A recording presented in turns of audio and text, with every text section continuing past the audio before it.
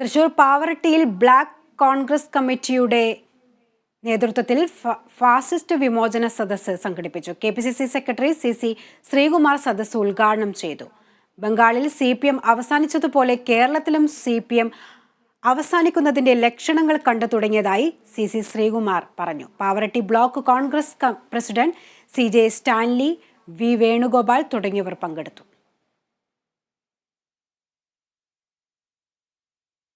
ദളിത് കോൺഗ്രസ് ഇടുക്കി ജില്ലാ കമ്മിറ്റിയുടെ നേതൃത്വത്തിൽ ജില്ലാ പോലീസ് ആസ്ഥാനത്തേക്ക് പ്രതിഷേധ മാർച്ച് സംഘടിപ്പിച്ചു.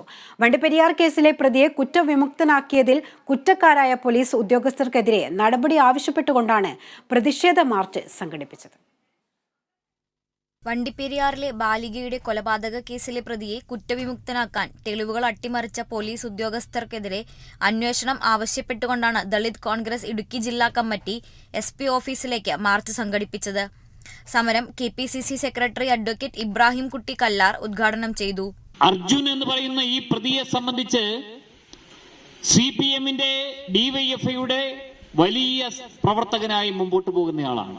DYFIയുടെ റെഡ് വാളണ്ടിയർ മാർച്ചിനകത്ത് തന്റെ ഫേസ്ബുക്കിനകത്ത് അയാളുടെ ഫോട്ടോ സഹിതം വെച്ചിട്ട് ഇന്ന് CPMന്റെയും DYFIയുടെയും നേതാക്കന്മാർ പരസ്യമായി തള്ളിക്കളയുകയാണ്. ഇയാൾക്ക് പാർട്ടിയുമായി ബന്ധമില്ല എന്ന് പരസ്യമായി പറയുകയും ഇങ്ങനെ ഒരു കാര്യം വന്നപ്പോൾ അതിനുവേണ്ടി എല്ലാവിധമായ ഒത്താശകളും ചെയ്തു കൊടുത്തുവെന്നാണ് നമുക്ക് മനസ്സിലാക്കാൻ കഴിയുന്നത്. ദളിത് കോൺഗ്രസ് ജില്ലാ പ്രസിഡന്റ് PA സജി അധ്യക്ഷത വഹിച്ചു.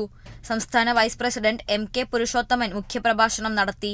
സംസ്ഥാന സെക്രട്ടറി രാജാറാം, സംഘടനയുടെ മറ്റു ഭാരവാഹികളും കോൺഗ്രസ് പ്രവർത്തകരുമായ PK Sivankutty, Bindu Dineshan, Mini Bhaskaran, Binu PK, Sathar Siji, Velayudhan CK, Rajan എന്നിവർ പ്രതിഷേധത്തിൽ പങ്കെടുത്ത് സംസാരിച്ചു. Kerala vision news, Idukki.